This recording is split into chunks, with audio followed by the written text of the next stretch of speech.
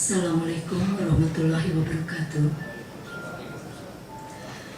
Saudara-saudara tim promotor, tim penyangga, dan hadirin yang saya hormati, dengan mengucapkan Bismillahirrahmanirrahim atas nama Rektor, Ketua Senat Universitas Padjadjaran, sidang terbuka Senat Universitas Padjadjaran berkenaan dengan promosi Dr. Saudara Fernandes Simangunsong, saya buka.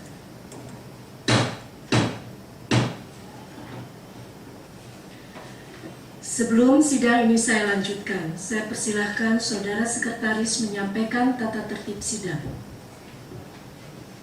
Tata tertib acara sidang terbuka Senat Universitas Padjadjaran berkenaan dengan promosi doktor. 1.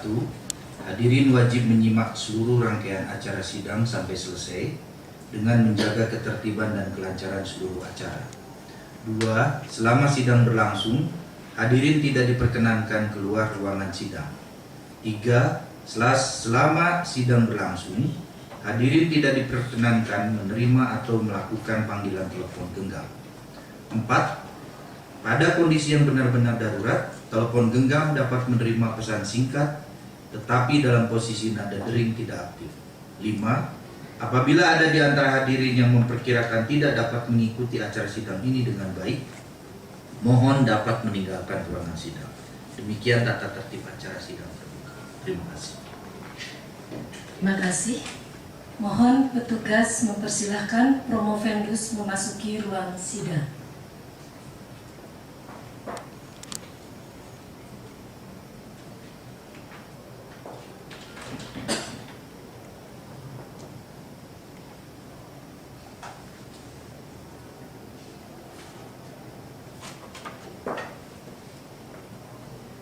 Saya persilahkan kepada Ketua Tim Promotor menyampaikan pernyataan pendahuluan berkenaan dengan kesiapan promovendus menyampaikan disertasinya dalam mempertahankan di hadapan sidang ini. Saya persilahkan. Terima kasih Ibu Pimpinan Sidang. Bismillahirrahmanirrahim.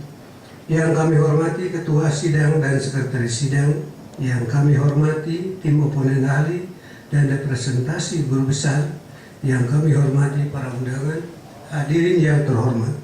Assalamualaikum warahmatullahi wabarakatuh. Dengan memanjatkan puji syukur kehadirat Allah Subhanahu wa Ta'ala, kami tim promotor Saudara Fernandes Simangunsong yang terdiri dari Profesor Dr. Haji Utang Suhayo MA dan Dr. Andes Agustinus Widanarto MSc sebagai anggota, serta saya sendiri, Jaja Saifullah selaku Ketua Tim Promotor. Izinkanlah terlebih dahulu menyampaikan pesan kepada Saudara Promovendus. Saudara Promovendus, Saudara Fernandes Simangunsong, dari sela-sela kesibukan tugas pokok sehari-hari, tidak mudah untuk mengikuti proses belajar mengajar dan berkonsultasi dalam menyelesaikan disertasi yang Saudara kerjakan dengan penuh dinamika dan tentu saja termasuk suka dan dukanya. Tetapi sekarang saya yakin Saudara sudah siap untuk mempertahankan disertasi tersebut di hadapan sidang terhormat ini. Cukup kiranya kami tim promotor membimbing Saudara dalam menyelesaikan disertasi tersebut sejak persiapan ujian kualifikasi, seminar usulan penelitian, kegiatan penyusunan disertasi, proses penelaahan naskah disertasi, ujian naskah disertasi, dan sekarang saatnya sidang promosi doktor. Oleh karena itu kami berharap Saudara dapat mempresentasikan disertasi dengan sebaik-baiknya kepada sidang yang terhormat, juga kepada hadirin para undangan. Presentasi ini, saya ulangi, presentasi ini sebagai pertanggungjawaban akademik Saudara Promovendus dan kami sebagai tim promotor. Kami juga berharap Saudara dapat mempertahankan disertasi ini sebagai karya ilmiah yang dapat Saudara banggakan dan pertanggungjawabkan baik secara keilmuan maupun guna laksana bagi pembangunan bangsa dan negara Republik Indonesia. Ketua dan anggota sidang promosi yang terhormat, Promovendus Saudara Fernandes Simangunsong dilahirkan di Jambi tanggal 4 Maret tahun 1977 dari pasangan Bapak STPM Simangunsong dan Ibu JRB Silitonga.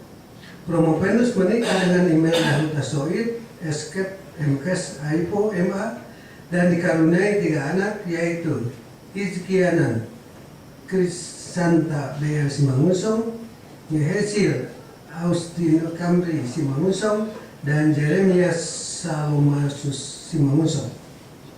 Pendidikan formal yang telah ditempuh Promopendus setelah menamatkan sekolah dasar tahun 1989, sekolah menengah pertama lulus tahun 1992, dan sekolah menengah atas lulus tahun 1995, kemudian mengikuti kuliah D4 STPDN Jatinangor lulus tahun 1999, Magister Administrasi Pemerintahan Daerah STPDN Bandung lulus tahun 2003, mengikuti strata S1 STIA Lembaga Administrasi Negara Bandung lulus tahun 2008, dan sejak tahun 2009 mengikuti program doktor ilmu pemerintahan Fakultas Ilmu Sosial dan Ilmu Politik Universitas Pajajaran. Karir pekerjaan Promopendus dimulai tahun 1999 sebagai staf pada kantor Bupati Kerinci, Provinsi Jambi, dan tahun 2002 beralih menjadi pengajar pada STPDN, dan sejak tahun 2011 diangkat sebagai Asisten Direktur Bidang Kemahasiswaan di PDN Kampus Makassar. Untuk selanjutnya kami serahkan Saudara Promopendus kepada sidang terbuka Senat Universitas Pajajaran berkenaan dengan promosi doktor untuk diuji.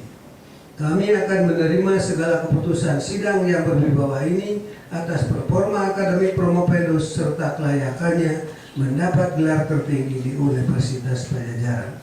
Terima kasih. Wassalamualaikum warahmatullahi wabarakatuh. Terima kasih. Saudara Promopendus, tim promotor telah menyampaikan pada sidang promosi doktor bahwa saudara sudah siap untuk mempresentasikan disertasi dan mempertahankannya di hadapan sidang ini. Saya persilahkan Promopendus menyampaikan ringkasan disertasi. Saya berharap saudara menyampaikan secara ringkas, jelas, dalam waktu tidak lebih dari 10 menit. Saya persilahkan. Terima kasih, Prof. Izinkan Promopendus membacakan materi presentasi ujian disertasi. Assalamualaikum warahmatullahi wabarakatuh. Salam sejahtera buat kita semua. Om Swastiastu. Ketua dan Sekretaris Sidang yang saya muliakan, Ketua dan anggota tim promotor yang saya cintai dan saya banggakan, Yang mulia tim oponen ahli dan representatif guru besar, serta para undangan yang berbahagia. Terima kasih atas kesempatan yang diberikan kepada Promopendus untuk mempresentasikan ringkasan disertasi ini dengan judul Studi Perubahan Status Desa menjadi Kelurahan di Kabupaten Bandung. Secara konseptual, penelitian ini bertolak dari adanya argumentasi bahwa perubahan status desa menjadi kelurahan dapat dilihat sebagai suatu bentuk perubahan atau pengembangan organisasi yang menyesuaikan dengan perubahan masyarakat yang dilayaninya. Dengan meminjam konsep Ferdinand Tonis bahwa masyarakat perdesaan berbentuk paguyuban Kemenskap yang penuh dengan nilai-nilai kebersamaan, sedangkan masyarakat perkotaan berbentuk padan bayan Keseskap yang cenderung individualistik. Karenanya masyarakat berubah, maka organisasi pemerintah yang melayani juga perlu disesuaikan. Pemerintahan pada tingkat desa dan kelurahan yang secara entitas berbeda memerlukan model manajemen pemerintah dengan berbagai pendekatan yang berbeda pula. Pendekatan tersebut harus sesuai dengan kondisi sosial budaya, termasuk di dalamnya adat setempat yang diakui pemerintah. Secara dinamis dan demokratis, rasional dan realistis akan terus berkembang. Fenomena perubahan status desa menjadi kelurahan ternyata juga terjadi di Kabupaten Bandung. Sebagai contoh, masyarakat Kelurahan Jelekong berharap agar kelurahan dapat berubah kembali menjadi desa Jelekong. Dan fenomena lain yang menggambarkan desa Rancakek Wetan, yang mana masyarakatnya berharap berubah statusnya menjadi kelurahan. Atau kalau tidak bisa, mereka mengusulkan agar dilakukan pemekaran desa Rancakek Wetan menjadi dua, yaitu desa Rancakek Wetan sebagai desa induk dan desa pemekaran yaitu desa kelurahan berubah status menjadi kelurahan. Kedua desa ini menjadi gambaran dan latar belakang penelitian dalam disertasi ini guna melihat gejala dan fenomena perubahan status desa menjadi kelurahan yang dirumuskan dalam masalah disertasi sebagai berikut. Bagaimanakah perubahan status desa menjadi kelurahan di Kabupaten Bandung? Perubahan status desa menjadi kelurahan merupakan bagian dari transformasi organisasi. Hal tersebut sesuai dengan pendapat Goliath and Kelly 1995 halaman 7 yang menyatakan bahwa bertransformasi organisasi bukan sekedar downsizing. Lebih dari itu, proses transformasi organisasi bermaksud melakukan pergeseran secara fundamental atas pola kerja, budaya organisasi, nilai-nilai dan strategi sesuai dengan tuntutan dalam menghadapi kompetisi yang semakin ketat dalam memberikan pelayanan. Transformasi organisasi menurut Goliath and Kelly dipahami sebagai the orchestral redesign of genetic architecture of the corporation achieved by working simultaneous atop a different speed. Maksudnya adalah sebuah perubahan rancang bangun secara mendasar dari sebuah organisasi dengan rangka mencapai pekerjaan yang simultan di berbagai organisasi pemerintah daerah yang bekerja dengan kecepatan yang berbeda. Transformasi organisasi dipahami sebagai perubahan yang terjadi secara bertahap melalui perencanaan sistematis yang berbeda dengan perubahan radikal, sehingga menurut Goliath and Kelly bahwa kesuksesan organisasi dalam melakukan transformasi apabila menggunakan 4 framework, yaitu refarming, restructuring, revitalization, and renewal, termasuk proses perubahan organisasi desa menjadi kelurahan di Kabupaten Bandung. Penelitian perubahan status desa menjadi kelurahan ini menggunakan pendekatan naturalistik kualitatif dengan pendekatan sejarah, sehingga penelitian ini dikelompokkan ke dalam pendekatan fenomenologi. Adapun lokasi penelitian ini dilaksanakan di 5 kecamatan yang memiliki kelurahan di Kabupaten Bandung, yaitu Kelurahan Padasuka, Kelurahan Cibenying, Kelurahan Andil, Kelurahan Jelekong, Kelurahan Manggahan, Kelurahan Balenda, Kelurahan Warga Mekar, Kelurahan Sulaiman, dan kelurahan terakhir yang dibentuk di Kabupaten Bandung, Kelurahan Raceke, serta 1 kecamatan yang kebetulan 3 desa di wilayah tersebut sedang dalam tahap perubahan status desa menjadi kelurahan, yaitu Desa Soreang, Desa Cincin, dan Desa Pamekaran. Selain itu, peneliti juga melakukan pencarian data pada jajaran pemerintah daerah, yaitu Bupati dan Sekretaris Daerah Kabupaten Bandung, yang diwakili oleh Asisten Tata Pemerintahan Kabupaten Bandung, Kepala Badan Pemberdayaan Masyarakat dan Pemerintahan Desa BPMPD Kabupaten Bandung, Kepala Bagian Tata Pemerintahan Kabupaten Bandung, Kepala Bagian Otonomi Daerah Kabupaten Bandung, dan Kepala Bagian Organisasi Kabupaten Bandung.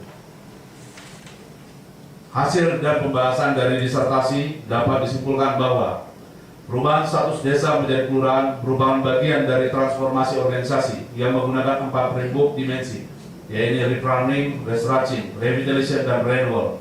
Proses transformasi organisasi desa menjadi kelurahan di Kabupaten Bandung dalam dimensi refarming dijelaskan bahwa pertama, secara historis, filosofis, konseptual, yuridis, sosiologis, dan politik, desa-desa yang ada di Kabupaten Bandung sudah tidak mencirikan lagi sebagai desa yang memiliki otonomi asli desa dan menjunjung tinggi hukum adat.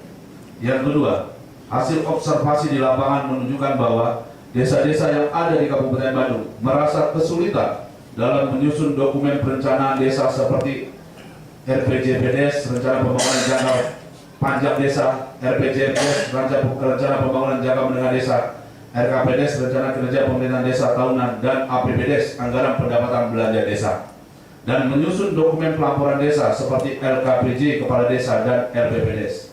Tampak sekali bahwa organisasi desa yang ada saat ini di Kabupaten Bandung diarahkan mengikuti mekanisme layaknya organisasi perangkat daerah, baik seperti dinas, badan, kantor, kecamatan, dan juga kelurahan.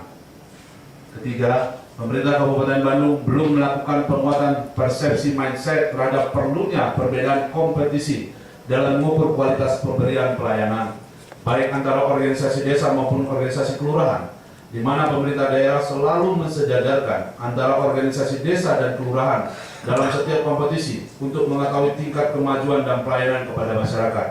Seperti contoh lomba desa, di mana sebenarnya desa dan kelurahan tidak boleh disejajarkan dalam penilaian, karena secara konseptual desa dan kelurahan adalah 2 organisasi yang berbeda, sehingga penilaiannya pun harus dibedakan.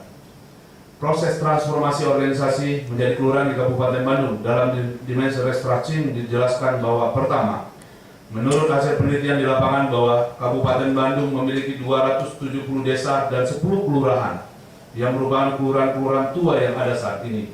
Berdasarkan hasil analisis penelitian dalam disertasi ini, sebenarnya Kabupaten Bandung dimungkinkan memiliki 50 kelurahan tambahan yang berasal dari perubahan status desa menjadi kelurahan. Karena disertasi ini menjadikan konsep untuk mengkonstruksi ulang berdirinya organisasi desa dari awal berdiri hingga sekarang, dan juga mengkonstruksi ulang berdirinya organisasi kelurahan dari awal hingga sekarang. Sedangkan perubahan status desa menjadi kelurahan di Kabupaten Bandung selama ini hanya menggunakan aturan secara normatif tentang perubahan organisasi desa menjadi kelurahan yang semakin lama mengalami bias, di mana syarat terakhir untuk terjadi perubahan status desa menjadi kelurahan hanyalah berdasarkan aspirasi masyarakat. Yang kedua, eksistensi organisasi desa maupun organisasi kelurahan di Kabupaten Bandung pada dasarnya hampir sama, yaitu belum bisa mengikuti perkembangan manajemen modern yang ditandai dengan adanya pembagian kerja, adanya prosedur kerja, adanya ukuran kualitas dan kuantitas kerja, dan belum memiliki standar operating prosedur atau SOP yang dibungkus dengan penguasaan teknologi dan informasi. Perubahan status desa menjadi kelurahan di Kabupaten Bandung dapat dilaksanakan juga melalui syarat pembangunan organisasi desa maupun organisasi kelurahan, baik dilihat dari tata masyarakat, tata ruang, dan tata pemerintahan desa. Ketiga, proses transformasi organisasi desa menjadi kelurahan di Kabupaten Bandung dalam dimensi revitalization dijelaskan bahwa pertama, pemerintah Kabupaten Bandung perlahan-lahan mulai mengembangkan dan menghidupkan kembali peran desa sebagai tempat kehidupan dan penghidupan desa, di mana dari waktu ke waktu organisasi desa sebagai organisasi pelayanan yang sejati justru semakin merosot. Begitu juga dengan organisasi kelurahan melalui pelimpahan kewenangan dari bupati kepada lurah. Yang kedua, pemerintah Kabupaten Bandung menetapkan strategi-strategi kepada organisasi desa dan kelurahan guna menemukan bisnis baru atau menemukan cara baru untuk meningkatkan profesionalitas organisasi desa yang dapat ditunjukkan melalui kekuatan pelayanan yang diberikan, kekuatan dalam inovasi manajemen pemerintahan, serta adanya terobosan baru dalam peningkatan produktivitas pelayanan umum. Yang ketiga, pemerintahan Kabupaten Bandung mulai melakukan pemanfaatan teknologi informasi agar keunggulan bersaing di masa yang akan datang sangat menantang bagi semua yang peduli, begitu juga organisasi desa dan lebih khusus organisasi kelurahan. Proses transformasi organisasi desa menjadi kelurahan di Kabupaten Bandung dalam dimensi renewal dijelaskan bahwa pertama, pemerintah Kabupaten Bandung saat ini sudah mulai menguatkan mindset seluruh jajaran pimpinan di Kabupaten Bandung akan arti penting kompetensi bagi pegawai yang mau bekerja dan bergabung pada organisasi desa maupun kelurahan. Karena dari dulu hingga sekarang, pegawai yang bekerja dan melayani di tingkat desa maupun di kelurahan yang ada di Kabupaten Bandung tidak pernah diperhatikan pengembangan karir dan penempatan pegawainya tidak berdasarkan kompetensi. Kondisi di lapangan menggambarkan bahwa pegawai yang berada di seluruh kelurahan yang ada di Kabupaten Bandung hampir semuanya tidak pernah mengalami pembaharuan atau mutasi kerja. Dan yang lebih menyedihkan lagi, pegawai yang bekerja di kantor kelurahan yang ada di Kabupaten Bandung semua karirnya saat diangkat menjadi CPNS hingga pensiun tetap di kelurahan tersebut. Yang kedua, mekanisme perubahan status desa menjadi kelurahan yang terjadi pada saat ini di Kabupaten Bandung dengan mengandalkan tingkat aspirasi masyarakat, di mana posisi masyarakat sebagai individu yang berinteraksi dengan organisasi desa dan kelurahan akan menilai bagaimanakah tingkat kinerja organisasi di desa maupun kelurahan, di mana hasil penilaian individu dari masyarakat tidak menutup kemungkinan akan menjadi interaksi pembelajaran kelompok, di mana organisasi desa maupun kelurahan yang mereka miliki saat ini sudah tidak bisa lagi memenuhi keinginan mereka dalam konteks pelayanan. Pemerintah Kabupaten Bandung menekankan agar organisasi desa maupun kelurahan yang ada di Kabupaten Bandung perlu terus mengorganisasikan dirinya untuk belajar agar mampu beradaptasi secara tepat dengan perubahan lingkungan yang terjadi di luar organisasi. Adapun konsep baru dari penelitian ini adalah bahwa dalam mengkaji dan menganalisis perubahan status desa menjadi kelurahan dalam konteks transformasi organisasi, bukan hanya sekedar berangkat dari kajian normatif yang saat ini terus dipakai oleh pemerintah pusat dan pemerintah daerah. Namun jika dikaji lebih dalam, proses perubahan status desa menjadi kelurahan harus sequence atau berurutan yang dimulai dari refarming, restructuring, revitalization, dan renewal guna pengembangan organisasi desa dan kelurahan.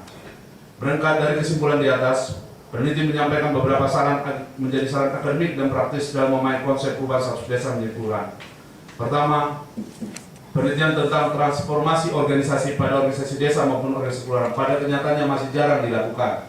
Oleh karena itu, dalam upaya mengembangkan teori organisasi, disarankan bagi peneliti lain agar dapat menggali lebih dalam konsep transformasi organisasi desa, refarming, restructuring, revitalization, dan renewal.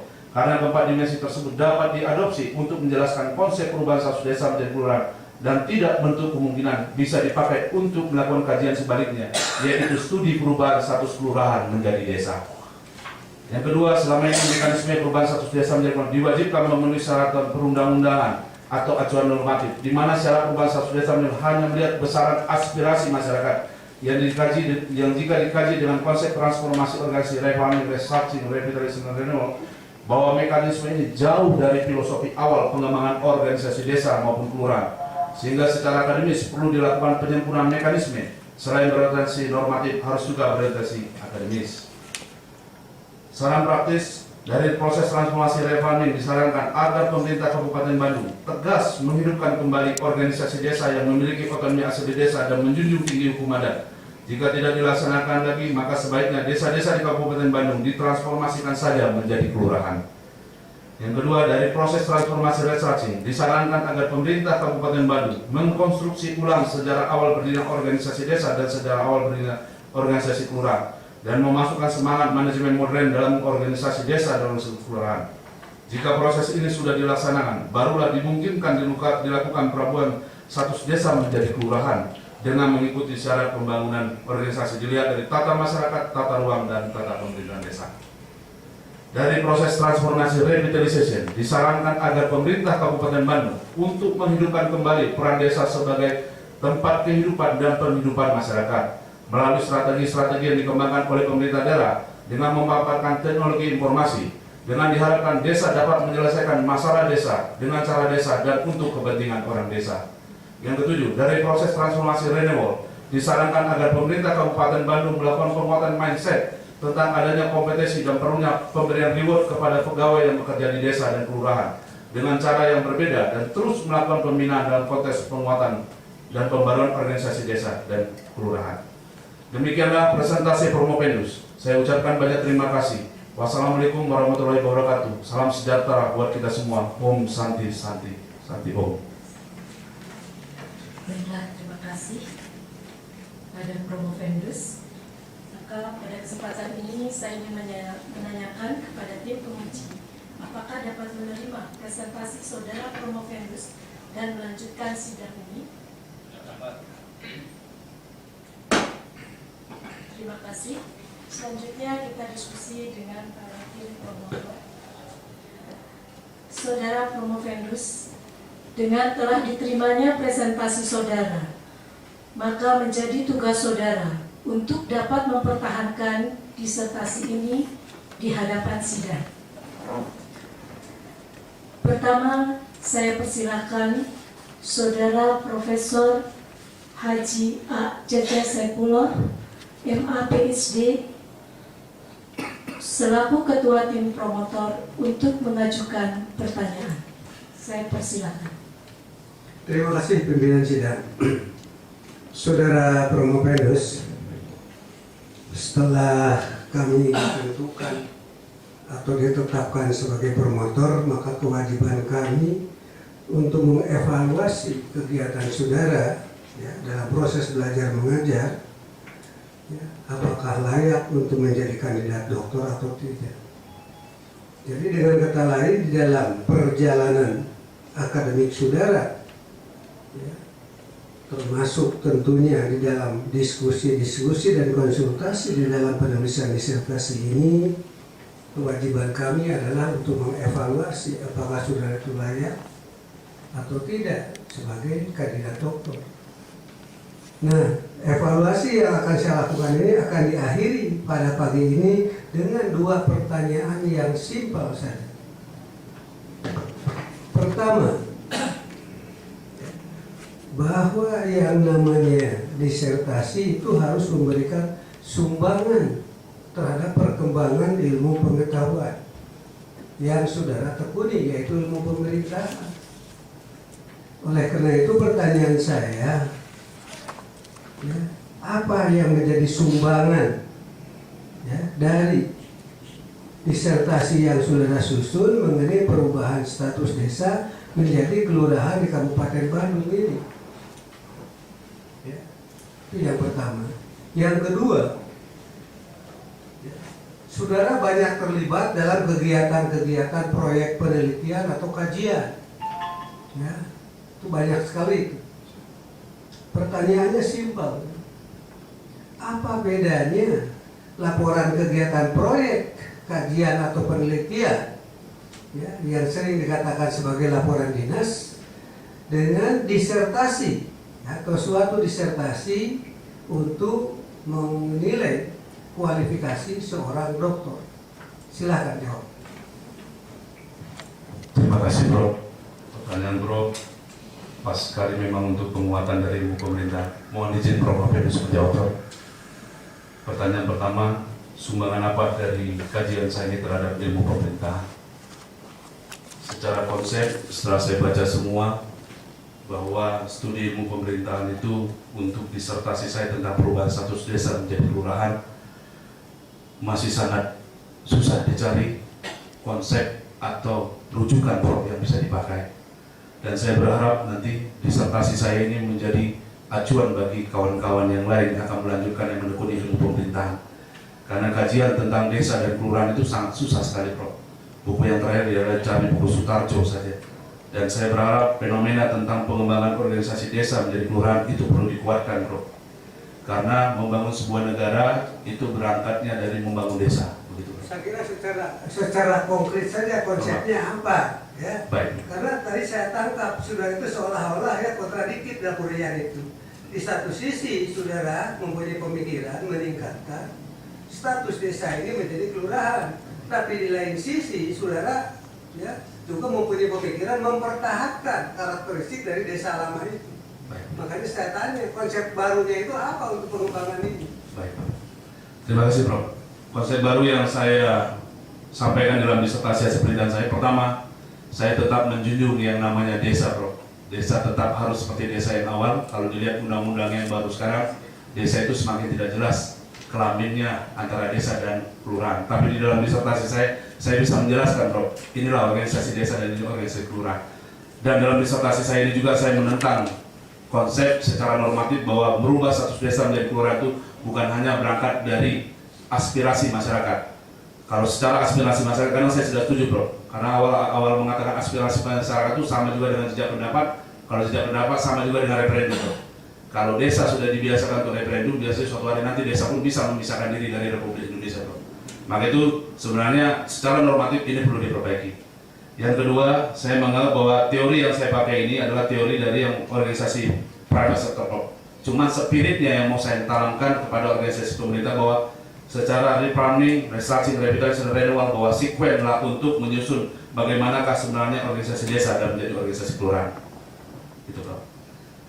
Yang Mungkin yang lebih tepatnya yang sudah masukkan aspirasi. Ya, itu adalah aspirasi elit desa ya, bukan aspirasi masyarakat. baik. Baiklah, coba pertanyaan yang kedua. Ya. Baik, terima kasih Bro. Untuk pertanyaan kedua, saya mengakui memang Bro, saya memang banyak terlibat dalam kegiatan proyek. Dan memang setelah saya kuliah di Universitas Padjadjaran inilah saya bisa merasakan ternyata kuliah bedanya memang kajian yang bersifat proyek laporan dinas dengan yang namanya menyusun disertasi. Kalau yang kegiatan proyek itu berangkat pertama mungkin banyak yang pesanan Bro. Yang kedua kegiatannya selalu berorientasi dari acuan normatif Bro. Ini undang-undang baru dan kami kadang didorong untuk menjustifikasi pemerintah daerah atau pemerintah pusat bahwa beginilah secara kajian. Tetapi kalau disertasi Bro, itu selalu berangkat dari konsep seperti yang Prof ajarkan. Dalam setiap bimbingan selalu Prof berikan bahwa konsepnya mana, konsepnya. Dan saya baru memahami bahwa selama ini setelah saya menulis dengan baik bahwa kalau cuma bicara perubahan status desa menjadi kelurahan, saya cuma menghitung potensinya saja Prof. Itulah yang membedakan bahwa disertasi itu berangkat dari konsep dan saya mencari konsep apa sebenarnya yang bisa dipakai untuk disertasi ini Prof. Dan saya menamakan konsep Goliath and Kelly yaitu Transformation Organization, yaitu berangkat dari dimensi reforming, researching, revitalization, dan renewal. Jadi sangat berbeda sekali Bro, laporan proyek dengan laporan disertasi. Demikian Bro. Yang belum jelas saudara kemukakan tadi katanya pesanan dari siapa itu? Hormat Bro. Mohon izin Prof Mapedus menjawab Bro. Pesanan dari kadang kawan-kawan pemerintah daerah, misal, dan juga kadang dari masyarakat, dan dari elit desa, elit kelurahan, begitu Prof. Dan kami memang membawa kajian proyek itu tidak menjustifikasi juga, tetapi kami warnai dengan secara konsep bagaimana sebenarnya menjawab fenomena yang terjadi. Tapi kadang juga kalau memang itu tidak sesuai dengan hati kami, saya dengan sebagai akademisi pemerintah, saya mengatakan saya menolak Prof. Konsepnya begini, dan betul juga kalau acuan normatifnya begini yang bertentangan. Demikian Prof. Mungkin yang lebih tepat ya, Kalau kegiatan-kegiatan yang biasa sudah lakukan itu hanya melaporkan apa adanya, ya, yang disesuaikan dengan keinginan dari si pemesan itu. Sedangkan dalam disertasi sudah harus mampu mengabstraksikan hasil yang diperoleh, dan itulah yang dikatakan konsep. Makanya dikenal ada level of abstraction. Terima kasih pimpinan sidang. Terima kasih. Saya persilakan kepada Saudara Profesor Dr. Haji Utang Suwaryo Jokohannes ME sebagai anggota tim promotor untuk mengajukan pertanyaan. Terima kasih Bu Ketua. Ada beberapa pertanyaan ya yang saya ingin sampaikan. Yang pertama, sebetulnya apa urgensinya studi ya perubahan status desa menjadi kelurahan? Urgen nggak kita lihat? Jadi sekali lagi, apa urgensinya studi perubahan status desa menjadi kelurahan? Nah, ini baik secara konseptual maupun secara empiris. Memang membutuhkan nggak gitu, untuk diskusi, untuk dipelajari begitu. Itu yang pertama. Yang kedua, sebetulnya apa yang saudara ingin cari dari disertasi ini? Ya, apa yang dicari ini ketemu, sehingga muncul ada istilah tadi temuan baru.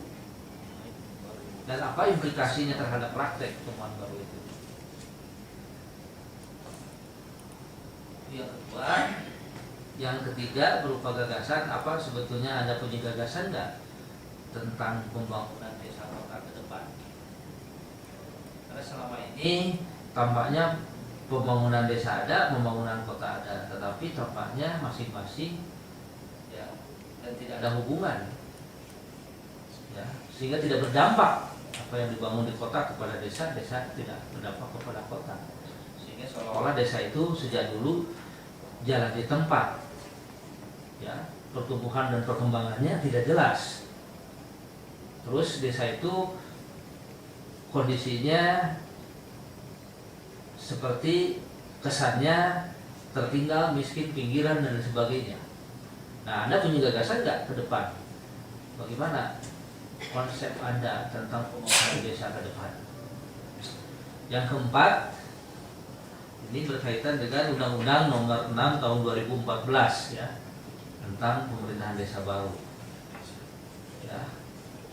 Sebetulnya kalau Anda coba dari undang-undang yang baru pemerintahan desa ini, apa yang menarik sih? Ya. Kalau dibandingkan dengan undang-undang sebelumnya, khususnya Undang-Undang 32 2004. Ya, apa yang bisa dianggap positif, dianggap negatif dan lain sebagainya. Ya, silakan. Terima kasih Profesor untuk pertanyaannya. Pertanyaannya luar biasa buat saya untuk secara kontemporer untuk disertasi saya. Mohon izin Prof. Benus menjawab, Prof. Pertama, urgensi studi perubahan status desa menjadi kelurahan ini secara konseptual empiris bagaimana menurut Anda? Indonesia memiliki 72.000 desa, Bro. 72.000 lebih desa, dan sumbangan-sumbangan secara konsep untuk pengembangan desa ini sangat lemah, Bro. Dan saya berharap sebenarnya disertasi saya ini bisa menjadi penguatan bagaimana sebenarnya secara replanning pola pikir pemerintah pusat maupun daerah dalam memposisikan desa dan kelurahan. Ada konsep yang mengatakan bahwa, ada statement yang mengatakan bahwa negara itu diibaratkan rantai dan desa itu diibaratkan biji rantai. Rantai yang kuat berarti melambangkan negara yang kuat, Bro. Negara yang kuat apabila biji rantainya kuat. Sehingga perlu dipikirkan memang bagaimana caranya menguatkan desa untuk ke depan. Dan saya berharap disertasi saya ini secara konseptual akan membantu menjawab. Dan dihubungkan juga dengan pertanyaan Prof yang nomor 4 Undang-Undang 6 2014. Posisi desa juga sekarang, kalau saya baca undang-undang itu, saya juga agak sedih juga karena kenapa disertasi saya ini kalau misalnya kemarin selesai mungkin saya bisa memberikan masukan buat kawan-kawan di pemerintah pusat saat menyusun undang-undang nomor 6 2014. Karena di situ semakin tidak jelas jenis kelamin organisasi desa maupun organisasi kelurahan. Secara jujur saya mengatakan bahwa dalam disertasi saya tuliskan, Prof, bahwa organisasi desa itu adalah organisasi peninggalan bangsa Indonesia. kelurahan juga peninggalan bangsa Indonesia. Dan saya mau dalam disertasi saya tuliskan, Prof. Desa dan kelurahan adalah menjadi karakter bangsa. Kalau itu dihilangkan, berarti kita menghilangkan ciri khas bangsa. Itu mungkin yang pertama, Prof. Yang kedua, apa yang ingin saudara cari dalam disertasi ini untuk implementasi? Saya berharap disertasi saya ini menjadi pintu gerbang buat kawan-kawan untuk mengkaji. Nanti ada kajian baru sesuai dengan normatif yang baru, Prof. Di mana di sini ada di dalam undang-undang yang baru katakan tidak menutup kemungkinan kelurahan berubah lagi menjadi desa. Tapi kajian saya sekarang adalah perubahan desa menjadi kelurahan. Dan saya bisa menjelaskan secara konsep, Prof, bahwa berubah status desa menjadi kelurahan itu bukan hanya berangkat dari aspirasi masyarakat saja. Berangkat dari reforming cara berpikir, restructuring, yaitu struktur. Kalau saya lihat dalam disertasi saya, Prof, dijelaskan bahwa desa itu sebenarnya sudah masuk organisasi generasi keempat, Prof, yaitu functional goal organization. Karena dulu pejabat-pejabat di desa itu sebenarnya orang-orang fungsional. Ada ulu-ulu yang ahli air, ada modin yang ahli penguburan dan mengurus agama, dan jabatan-jabatan lain, polisi desa dan lainnya. Namun dengan adanya undang-undang yang baru itu semuanya hilang, Prof. Dan sekarang mulai dihidupkan kembali dan kembalikan lagi supaya desa ini punya sosok yang baru, Prof. Itu yang mungkin saya cari, Prof.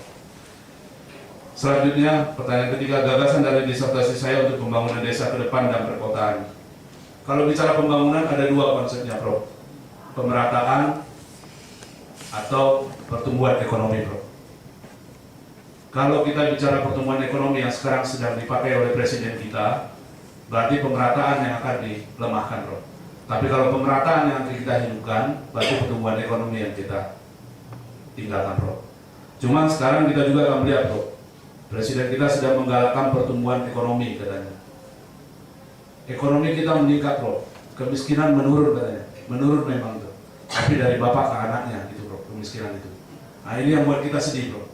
Tapi menurut saya sebagai dengan yang meneliti tentang desa, saya mengharap bahwa konsep pembangunan ke depan itu adalah pemerataan, Prof. Memeratakan pembangunan di desa, memeratakan pembangunan sampai kelurahan. Karena secara konsep, Prof, pemerintah itu bicara 4E, Prof. Efisien, efektif, equity, dan ekonomis. Yang kita takutkan itu equity, Prof, rasa adil. Suatu hari nanti Indonesia ini bisa pecah, Prof, kalau kita tidak melakukan pemerataan pembangunan dari Sabang sampai Merauke. Kalau mau memang kita menguatkan pembangunan di desa dan di kelurahan. Itu mungkin konsep, mungkin itu jawaban ketiga, Prof. Untuk jawaban yang keempat, Prof, Undang-Undang 6 2014, undang-undang yang baru, Prof, baru keluar memang ini. Kalau saya mengatakan undang-undang ini, mohon maaf, Prof, sebenarnya di sidang ini, saya pikir ini undang-undang anak haram, saya bilang, Prof. Karena ibunya belum lahir, anaknya sudah lahir, Prof. Dan ini yang lebih membuat pusing kawan-kawan di daerah, Prof. Karena dulu organisasi desa itu Undang-Undang 32 cuma 2 entitas organisasi, Prof, desa dan kelurahan. Sekarang ini menjadi 4, Prof. Dan ini juga terjadi hierarki di pemerintahan, Prof. Ada kelurahan, ada desa, ada desa persiapan, ada desa adat, Prof. Beberapa hari ini saya menjadi narasumber untuk bicara sama kawan-kawan. Saya tanya sama kawan-kawan di desa, mau tidak menjadi desa adat, desa yang paling bawah? Semuanya hampir tidak mau, Prof. Dan ini juga menjadi tugas berat buat kawan-kawan di pemerintah pusat untuk menentukan bagaimana karakteristik desa, kelurahan, desa persiapan, dan desa adat. Yang dua ini saja belum bisa diklasifikasi, apalagi bertambah 4. Itu mungkin pandangan saya yang saya lihat secara positif, secara negatif, Prof. Kalau secara positif, saya setuju, Prof, karena banyak uang yang akan masuk ke desa, Prof. Kalau diperkirakan desa itu setelah dihitung dengan APBN untuk 2013 itu 1,4 triliun dan tidak menentukan 2014 kalau bisa itu jadi 1,6 miliar, Prof, yang akan diterima oleh desa. Cuma menjadi tanda tanya, Prof, kalau desa menerima uang sebanyak itu, kalau tidak dikeluarkan manajemennya, semua kepala desa bisa masuk penjara, Prof. Karena nanti akan mengikuti Perpres 70 yaitu tentang pengadaan barang dan jasa. Pertanyaannya, apakah desa bisa melakukan pengadaan barang dan jasa?